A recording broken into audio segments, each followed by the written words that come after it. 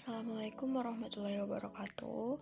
Kami dari kelompok 9 akan membahas teks laporan hasil observasi, di mana kelompok 9 beranggotakan saya sendiri, Witaningsi Jafar, dan rekan saya, Desrianti Gani.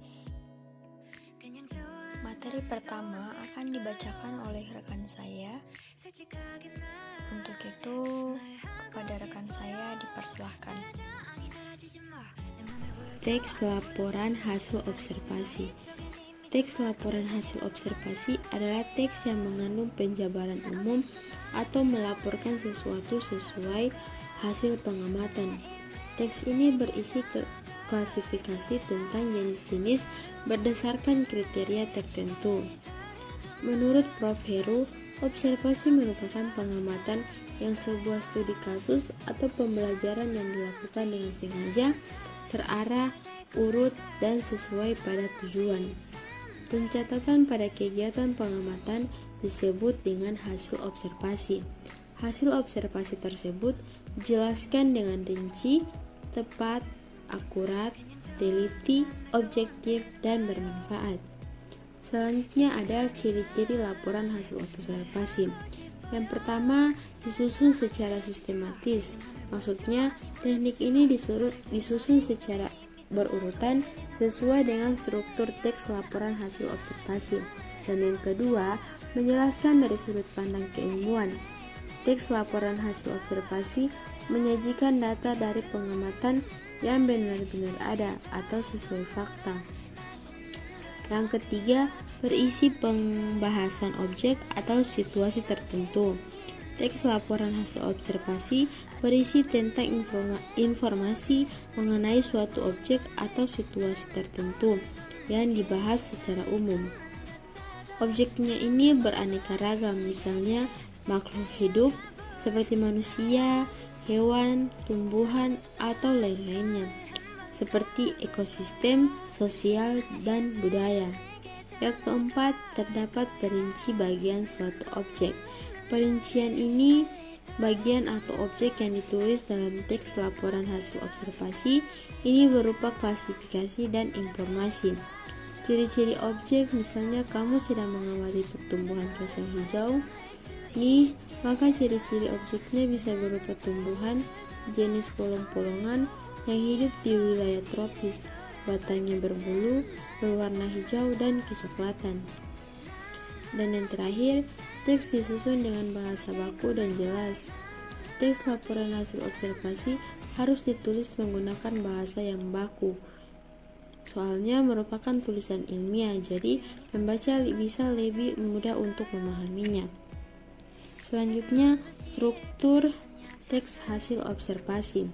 Yang pertama, definisi umum berisi pernyataan umum atau keterangan umum tentang subjek yang dilaporkan. Definisi umum berisi informasi umum, nama latin, asal-usul, kelas, informasi tambahan tentang hal yang dilaporkan. Dan yang kedua, deskripsi bagian. Bagian ini berisikan rincian hal-hal yang dilaporkan. Hal tersebut berisi ciri-ciri fisik atau perilaku yang menunjukkan ciri-ciri khas dari objek yang dilaporkan oleh penulis. Dan yang ketiga, simpulan. Kesimpulan ini berisi ringkasan umum hal yang dilaporkan. Dalam bidang ilmu tertentu, misalnya pada definisi menggunakan kata adalah atau merupakan, menggunakan kata khusus dan kalimat-kalimat yang menjelaskan. Pada bagian deskripsi digunakan istilah dalam bidang ilmu, kata baku, dan kalimat efektif. Kata sambung yang digunakan seperti yaitu, dan selain itu, di samping itu, dari segi rincian jenis kelompok pertama, kedua, dan lain-lain. Contoh dari teks laporan hasil observasi yaitu sampah anorganik. Sampah yang tidak bisa terurai atau sampah anorganik merupakan masalah bagi lingkungan. Hal tersebut karena sampah ini sulit terurai oleh pengurai sehingga bertahan bisa bertahun-tahun, bahkan hingga ribuan tahun. Sampah anorganik termasuk berbagai kemasan dari bahan plastik, minuman kaleng, botol, dan material lainnya yang sulit terurai. Sampah jenis ini hanya bisa dikendalikan dengan konsep daur ulang. Terlebih dengan semakin majunya teknologi, proses daur ulang bisa menjadi cepat dan mudah. Tong sampah tentu berisikan berbagai jenis sampah. Namun jika sudah Anda pilah-pilahkan, maka isi tong sampah berisi sampah yang tidak bisa terurai seperti botol minuman, kemasan makanan ringan, botol plastik, kaleng makanan, hingga tempat makanan dari bahan styrofoam. Untuk tisu, itu bukan termasuk jenis sampah anorganik. Selain barang-barang di atas, ada juga sampah lain seperti baterai. Namun, baterai ini sebenarnya harus diolah secara khusus. Hal tersebut karena baterai ini mengandung bahan-bahan yang berbahan serta beracun. Tentu jika tidak ditangani secara khusus, maka akan membahayakan orang-orang di sekitar. Sampah kaleng juga memiliki sampah anorganik, yang sering memenuhi tong sampah.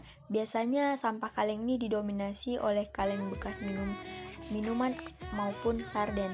Bentuk sampah kaleng ini biasanya langsing dengan bentuk yang tinggi. Bentuk kalengnya pun biasanya juga utuh, namun ada beberapa sedikit penyok di bagian sudutnya. Lagi-lagi, sampah jenis ini akan lebih efisien jika pembuang memenyokkan terlebih dahulu sehingga muat lebih banyak.